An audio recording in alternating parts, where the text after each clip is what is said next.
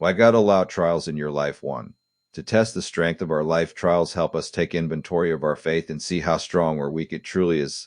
God tested the children of Israel. Ex. 16:4 Hezekiah, 2 Chron. 3:31 and many others in Scripture too. To humble us as we grow spiritually. Sometimes we can become proud and puffed up because of what we know. Thus, trials are meant to humble us and prevent such spiritual pride.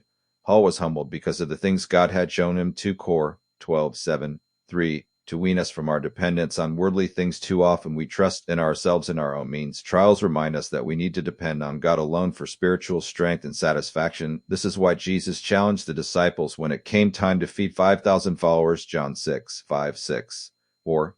To call us to eternal and heavenly hope. The more we experience trials and the longer they become, they cause us to yearn for heaven.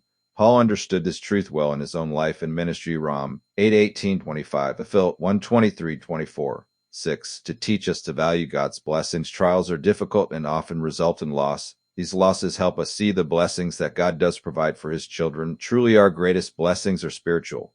The heroes in Hebrews 11 knew this well as they looked to the goodness of God's gifts. 7. To develop enduring strength for greater usefulness. Faith is like a muscle. Unless it is put to use and exercised, it will not get stronger. Trials strengthen our faith so that it is strong at the times when we need it most. By faith, God's children have endured trials and done great deeds. Heb 11:33-34.